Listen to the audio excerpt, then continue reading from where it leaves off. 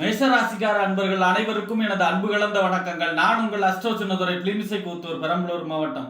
மேஷராசி கார்த்திகை மாத பலன் 2025 நிகழும் மங்களகரமான விஸ்வாவசு வருடம் தமிழ் மாதங்களில் 8வது மாதம் கார்த்திகை மாதம் மேஷராசிக்காரர்களுக்கு எப்படிப்பட்ட கிரக நிலைகள் இருக்கிறது, அதனால் என்ன பலன்கள் ஏற்படும், இந்த மாதம் செய்யக்கூடிய வழிபாடுகள் என்ன, பரிகாரங்கள் என்ன என்பதையெல்லாம் பற்றி இந்த காணொலியிலே பார்ப்போம்.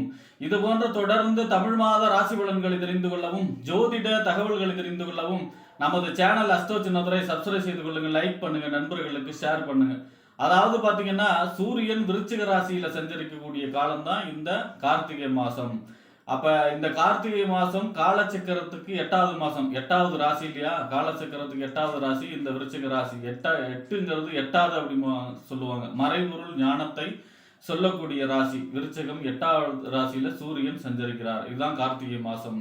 இந்த கார்த்திகை மாசம் வரக்கூடிய 5 திங்கக்கிழமை, இந்த வருஷம் கார்த்திகை மாசம் 5 திங்கக்கிழமை வருது. சோமவார திங்கக்கிழமை அப்படி, அதாவது கார்த்திகை மாத சோமவாரம் பாங்க.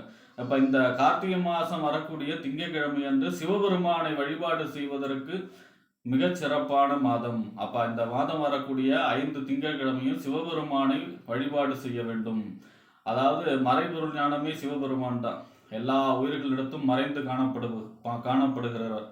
அதே போல பாத்தீங்கன்னா இந்த கார்த்திகை மாசம் அப்படிங்கிறது தான் அண்ணாமலையார் தீபத்தை சொல்லக்கூடியது. கார்த்திகை மாசம் 17ஆம் தேதி அண்ணாமலையார் தீபம் சிவபெருமான், அதாவது திருவண்ணாமலையில அண்ணா தீபம் ஏற்றக்கூடிய கார்த்திகை நட்சத்திரத்தன்று பரணி தீபம் காலையில மாலையில பாத்தீங்கன்னா கார்த்திகை தீபம் ஏற்றக்கூடிய நாள். அதாவது சிவபெருமான் ஜோதி வடிவாக காட்சி கொடுக்கக்கூடிய நாள். அதாவது பிரம்மாவும் திருமாலும் அடிமுடி காணாத அளவுக்கு காட்சி கொடுத்த நாள். அதாவது பார்த்தீங்கன்னா பிரம்மாங்கிறது அறிவு, திருமாலுங்கிறது செல்வம். இந்த அறிவாலையும் செல்வத்தாலையும் இறைவனை அடைய முடியாது, இறைவனை கண்டுகொள்ள முடியாது, அன்பால் மட்டுமே கண்டுகொள்ள முடியும் அப்படின்னு உணர்த்தக்கூடிய நாள் அந்த நாள். ஒரு கட்டத்துல பாத்தீங்கன்னா செல்வம் ஒத்துக்கும், நமக்கு மேல ஒரு சக்தி இருக்குங்கிறத ஒத்துக்கும். அதுதான் பாத்தீங்கன்னா திருமால். அதுவே பிரம்மா பாத்தீங்கன்னா பொய் சொல்லும், அதாவது தாழம்பு வச்சு பொய் சொன்னார் இல்லையா, அப்ப அறிவு விதண்டாவாதம் செய்யும். அப்ப இறைவனை நம்மால் அறிவாலையோ செல்வத்தாலேயோ அடைய முடியாது, அன்பால் மட்டுமே அவரை அடைய முடியும் என்று சொல்லக்கூடிய நாள் அண்ணாமலையார் தீபம். கார்த்திகை மாசம் 17ஆம் நாள். கார்த்திகை மாசம் 24ஆம் தேதி வாஸ்து நாள். அதாவது வீடு மனை கொள்வதற்கும் வீடுக்கு புதுசா கிரகாரம்பம் செய்வதற்கும் வீடு சம்பந்தமான பணிகள் தொடங்குவதற்கும் மிகச்சிறப்பான நாள். கார்த்திகை மாசம் 24ஆம் நாள் வாஸ்து நாள். ஆக இப்படிப்பட்ட சிறப்பு வாய்ந்த இந்த கார்த்திகை மாசத்துல மேஷ ராசியை பொறுத்த வரைக்கும் உங்களுக்கு 7 சனி விரயச்சனி நடந்துட்டு இருக்காரு இல்லையா. 12ஆம் இடத்துல சனி பகவான் சஞ்சரிக்கிறார். அது 7 சனி விரயச்சனியா நடந்துகிட்டு இருக்கிறார். இப்ப இந்த சனி இப்ப வக்ரகதியில சஞ்சரிச்சுக்கிட்டு இருந்தார். ஆனா இப்ப இந்த கார்த்திகை மாசம் 12ஆம் நாள் வக்ர நிவர்த்தி அடைகிறார். வக்ர நிவர்த்தி அடைந்து கார்த்திகை மாசம் 12ஆம் தேதியிலிருந்து பார்த்தீங்கன்னா 7 சனி விரயச்சனியோட செயல்பாடுகளை செய்ய ஆரம்பிக்க போகிறார். அப்ப கார்த்திகை மாசம் 12ஆம் தேதிக்கு பிறகு தேய்பிறை அஷ்டமியில் காலபைரவர் வழிபாடு, சனிக்கிழமை அசைவம் சாப்பிடாம இருக்கிறது, சனிக்கிழமை கருப்பு எள்ளு கலந்த சாதத்தை காகத்தை வைத்துக் கொண்டு சனிக்கு செய்யக்கூடிய வழிபாடு பரிகாரங்கள் செய்வது சிறப்பு. அடுத்ததா பாத்தீங்கன்னா குரு பகவான் அதிசாரமாக உங்க ராசிக்கு 4ஆம் இடத்துல உச்சமாகி சஞ்சரிச்சார். இந்த மாசம் 19ஆம் தேதி மீண்டும் மக்கரகதியில உங்க ராசிக்கு 3ஆம் இடத்துல சஞ்சரிக்க போகிறார். 3ஆம் இடங்கிறது முயற்சி ஸ்தானம், வெற்றி ஸ்தானம், இளைய சகோதர ஸ்தானம், அதே போல ஒப்பந்தம் கையெழுத்தெல்லாம் சொல்லக்கூடிய இடம். ஆக 3ஆம் இடத்துல வக்ரகதியில சஞ்சரிக்க போகிறார்.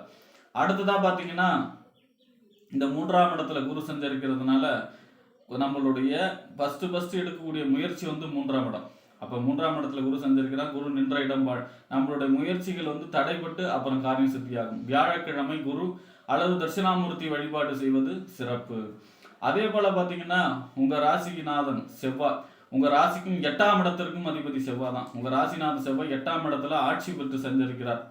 அப்ப ஆட்சி பெற்று சஞ்சரிச்சாலும் அஸ்தங்க கதியில சஞ்சரிக்கிறார், சூரியனோடு சேர்ந்து சஞ்சரிக்கிறார். சூரியனுக்கு முன்பின் 17 டிகிரில உங்க ராசிநாதன் இருந்தாருன்னா அது அஸ்தங்கம் அப்படின்னு சொல்லப்படுகிறது.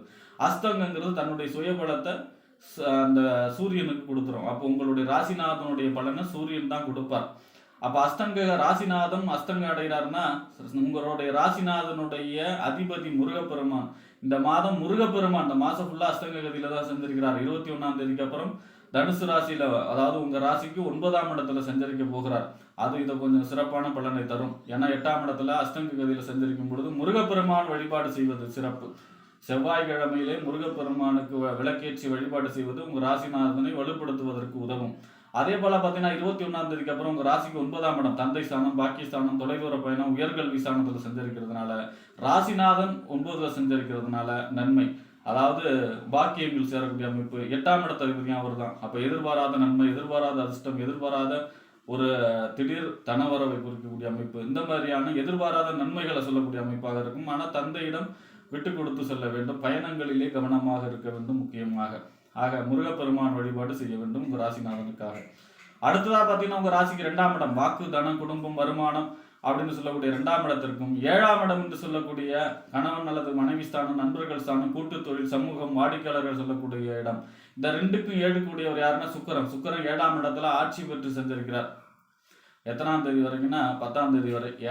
அதாவது 7ஆம் அதிபதி 7ல ஆட்சி இருப்பது யோகம். 2ஆம் இடத்த அதிபதியும் அவர் தான். திருமணம் சம்பந்தமான முயற்சிகள் கைகூடும்.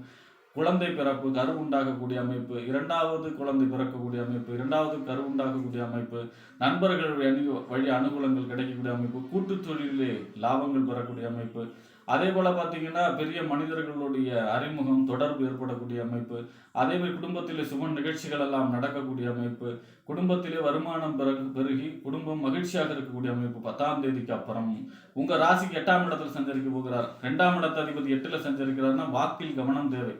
நம்ம அதாவது யாருக்கும் வாக்கு கொடுக்கும் பொழுது முன்பின்ன யோசிக்கணும். குடும்பத்தில் உள்ளவர்களிடம் வீண் வாக்குவாதங்களை தவிர்க்க வேண்டும். ஏன்னா 2ஆம் இடத்ததிபதி 8ல மறைகிறார், 7ஆம் இடத்ததிபதி 8ல மறைகிறார். நண்பர்கள் விஷயத்துல அவங்ககிட்ட வாக்குவாதத்தை தவிர்க்கணும். அதே முக்கியமாக உங்களுடைய கலத்தரம், ஆணா இருந்தா பெண், பெண்ணா இருந்தான், வாழ்க்கை துணையிடம் கண்டிப்பாக வாக்குவாதத்தை தவிர்க்க வேண்டும். 10ஆம் தேதிக்கு அப்புறம் 8ஆம் இடத்துல சுக்கிரன் மறைகிறதுனால.